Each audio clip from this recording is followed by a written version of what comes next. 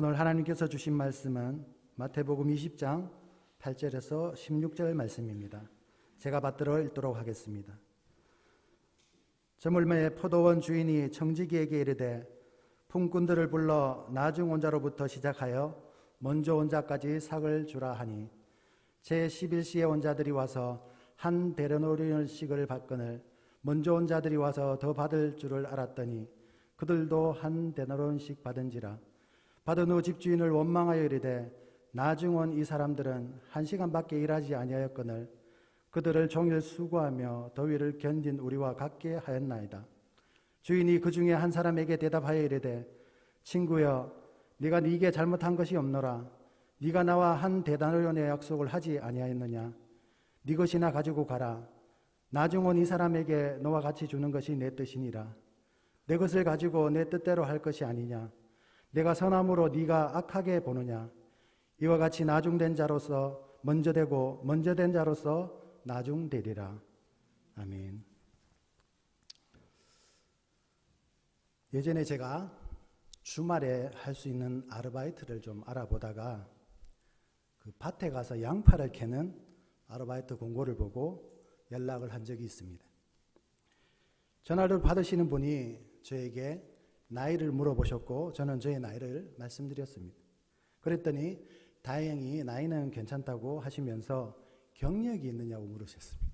양파 캐는 경력이 없다고 대답했더니 하시는 얘기가 자신은 중개인인데 이렇게 알바생을 뽑아서 밭 주인과 계약을 맺어서 이렇게 일을 진행하는데 저같이 경력이 없고 행여 일을 하다가 도중에 힘들어서 돌아가려 하거나 그래서 당일 분량을 채우지 못하면 자신이 책임을 져야 해서 정중히 거절하셨습니다.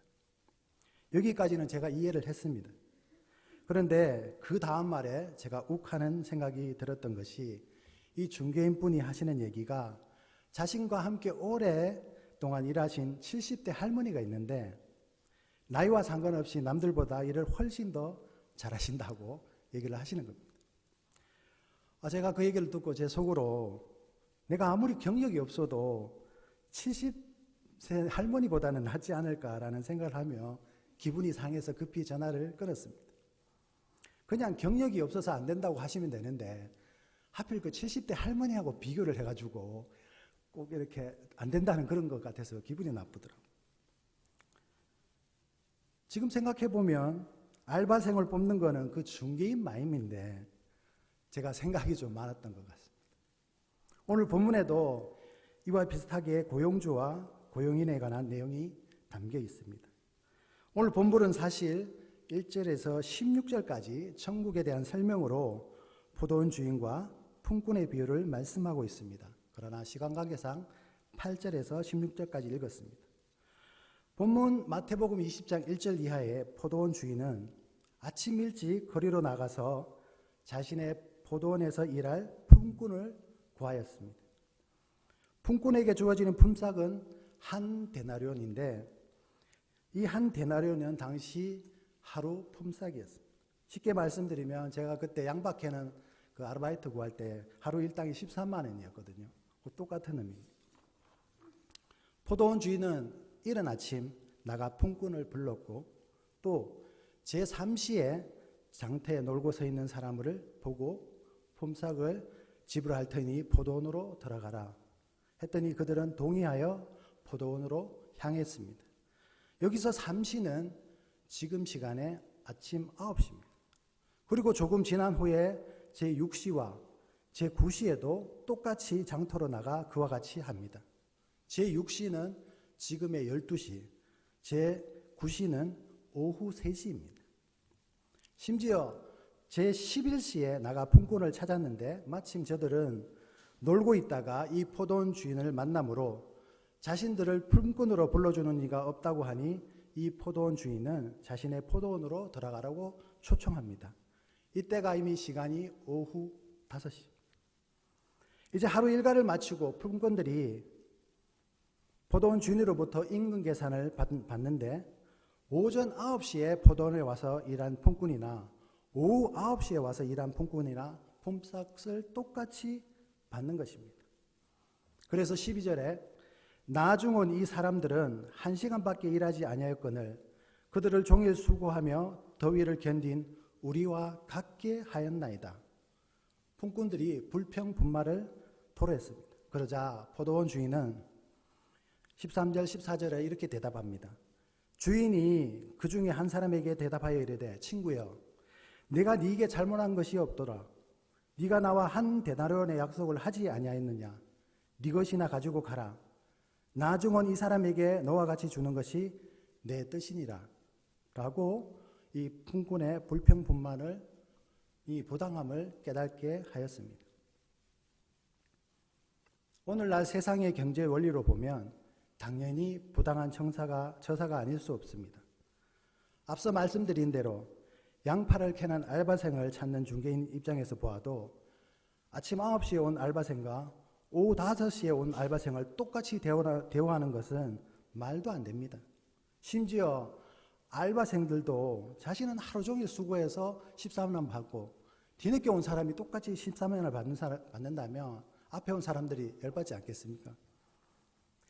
세상은 이러한 거래의 경제 원리로 돌아가지만 그러나 하나님의 나라는 이러한 거래의 경제가 아닌 오늘 설교의 제목처럼 하나님의 선물의 경제로 돌아간다는 겁니다. 선물의 경제. 옆에 영어로 이렇게 제가 표기를 해놨는데 영어로 경제는 이코노미 아닙니까? 그런데 이 그리스어로는 이코노미아라고 하며 도니는 라틴어입니다. 선물이라는 뜻이죠. 그래서 이코노미아 도니는 선물의 경제라는 그런 말입니다. 하나님 나라의 주인이시고 오늘 포도원 비유의 주인이신 하나님의 관심은 우리가 생각하는 그 일보다 그 일을 하는 품꾼들에게 더 관심이 있습니다. 하루 종일 그 장터에서 할 일 없이 놀고 있는 이들을 구제하려는 것이 바로 포도원 주인인 하나님의 관심이고 뜻인 것입니다. 마태복음 10장에 예수님은 제자들에게 천국이 가까이 왔다 하시며 말씀하시기를 병든 자를 고치며 죽은 자를 살리며 나병 환자를 깨끗게 하며 귀신을 쫓아내되 너희가 거저 받았으니 거저 주라라고 가르쳤습니다. 세상은 합당한 대가를 지불해야만 얻는 게 있지만 하나님의 나라는 거저 받았으니 거저 주라는 선물의 경제를 말씀하십니다.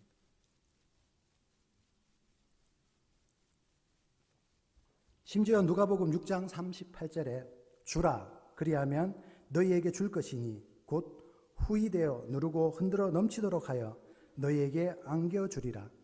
너희가 헤아리는 그 헤아림으로 너희도 헤아림을 도로 받을 것이니라. 우리가 몸담고 있는 우리 온 공동체를 통하여 날마다 우리의 필요와 부족함을 보시고 거저 주시고 후이 누르고 흔들어 넘치도록 채우시고 베푸시는 하나님의 은혜가 있기를 소망합니다.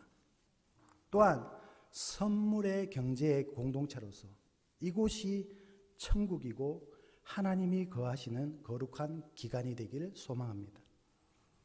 둘째로 오늘 본문은 그저 경제적 논리에서 우리에게 교훈을 주려고 하는 말씀이 아닙니다. 좀 더 구체적으로 보면 하나님의 구원의 은혜에 관한 그런 말씀입니다. 오늘 말씀 16절에 이와 같이 나중된 자로서 먼저 되고 먼저 된 자로서 나중되리라 라는 말씀은 구원에 관한 말씀을 하고 있는 것입니다. 포도원의 비유에서 선민으로서 택함받은 이스라엘 백성은 다름 아닌 가장 이른 아침에 부름을 받은 구원받은 선택된 백성들입니다. 그렇다면 이방인들 그리고 우리는 어떤 입장이냐 하면 그 오후 5시에 부름을 받고 구원을 얻은 백성입니다. 쉽게 말하면 간신히 구원의 막차에 올라탄 것이나 마찬가지입니다. 여러분 혹시 버스나 지하철을 놓칠 뻔하다가 간신히 타본 적이 있습니까? 제가 요즘 지하철을 타고 이렇게 병원에 오는데 자주 그런 적이 있어요. 심지어 그 버스를 놓치거나 그 지하철을 타지 못하면 중요한 약속이나 어떤 면접에 늦을 수도 있고 펑크 날 수 있는 상황에서 간신히 겨우 놓치지 않고 탔을 때 그 안도함, 기쁨 아시죠? 진짜 버스 기사에게 고맙습니다 인사가 연신 나옵니다. 선교복지회가 출판한 저서 하나라 미랄되어 70인 선교사 이야기에 우리 병원 제1대 병원장 되신 조은순 선교사님의 이야기에 실린 내용입니다. 김영헌이라는 젊은 승려가 있었습니다. 이 승려는 대구 근교의 어느 절에서 승려였다고 기록되어 있는데, 제가 생각해 보면 팔공산 쪽의 그 유명한 절이 아닐까 생각이 듭니다. 외과 수술을 받고 한 달 이상 병원에서 입원하여 치료를 받았습니다. 치료가 끝날 무렵 존슨 선교사님이 이 승려에게 물었습니다. 당신은 기독교인이 되기를 결심하지 않겠습니까? 라고 묻자 이 승려는 결심했다고 자신 있게 대답했습니다. 그래서 선교사님이 무엇이 당시로 하여금 결심하게 만들었습니까? 라고 다시 묻자 그는 여기 와서 나는 절에서 내가 믿고 숭상하던 모든 것들이 어리석다는 사실을 깨달았습니다. 라고 답했다고 합니다. 이 젊은 승려는 무일푼이었고 치료비는커녕 밥값조차 낼 수 없는 처지였습니다. 그런 그는 치료를 다 받고 병원을 퇴원할 때 존슨 선교사님은 그에게 성경과 찬송가까지 내어주었습니다. 얼마 전 체코에서 선교하시다가 한국에 오셔서 마침 우리 선교복지회 그 지원으로 건강검진을 대구 동산병원에서 받으신 선교사님이 이명으로 인해서 신경과 치료가 필요해서 이곳 동산병원에서 치료를 받으셨습니다. 10년 가까이 이명으로 인해서 고생하셨는데 오셔서 일주일 만에 완쾌하시고 다시 체코로 돌아가셨습니다. 선교사님이 가실 때 너무 감사하다고 인사를 하셨어요.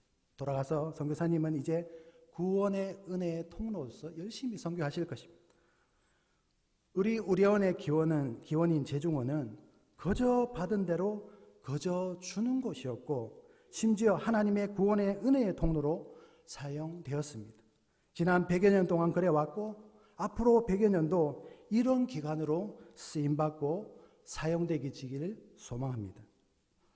마지막 세 번째로 우리를 하나님의 나라의 일꾼 삼아주신 은혜에 감사하며 사명을 감당해야 됩니다.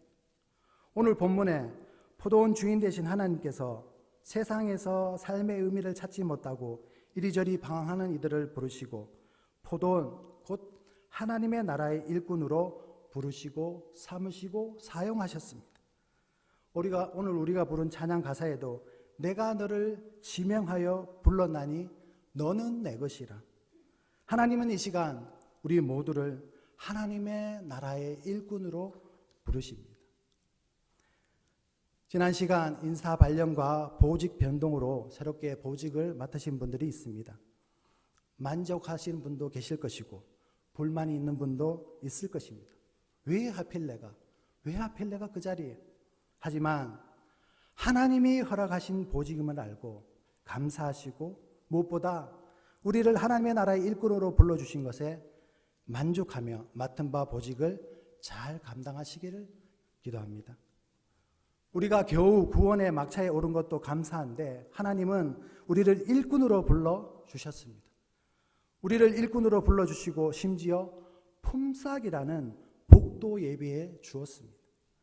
세상은 늦게 와서 적게 일한 일꾼이 큰 이득을 봤다고 여기지만 그러나 하나님 나라에서는 가장 일찍 와서 가장 많이 일한 일꾼이 복이 있다고 합니다. 왜냐하면 그에게 하나님은 정당한 품삯 곧 복을 주시기 때문에 똑같이 복을 주시는 거예요. 오늘 이 자리에 계신 저와 여러분이 세상에서 기르는 양처럼 방황하고 있을 때 우리를 구원으로 인도하시고 하나님의 나라로 초청해 주심에 감사하며 무엇보다 하나님 나라의 일꾼 삼아 주신 것을 감사하길 바랍니다. 잠언 25장 13절에 충성된 사자는 그를 보낸 이에게 마치 추수하는 날의 얼음 냉수 같아서 능히 그 주인의 마음을 시원하게 하느니라 라고 하였습니다. 저와 여러분이 받은 보직은 하나님 나라의 일꾼으로서 받은 보직입니다. 우리를 부르신 하나님의 마음을 시원케 하시고 그분이 영광 받으시도록 오늘 하루 최선을 다해 감당하시길 바랍니다. 저와 여러분이 보직을 따라 일할 때 하나님은 하늘의 신령한 복과 땅의 기름진 복으로 은혜와 선물을 다하여 주실 것입니다. 기도하겠습니다. 은혜의 하나님 아버지, 이 시간 예배로 불러주심을 감사합니다. 오늘 말씀을 통하여서 포도원 주 되신 하나님께서 당신의 일꾼들을 부르심에 은혜로 부르시고 선물의 경제로 저들에게 복을 주시며 무엇보다 구원의 은혜를 베푸사 하나님 나의 일꾼으로 삼아주시고 사용하신 것을 보며 우리로 동일하게 하나님 나라의 선물의 경제의 삶을 이 기간 가운데 그렇게 살게 하시고 기간을 통하여서 구원의 은혜가 흘러가게 하시고 우리에게 허락하신 이 보직, 이 사명을 잘 감당하게 하여 주시옵소서. 예수님의 이름으로 기도드리옵나이다. 아멘.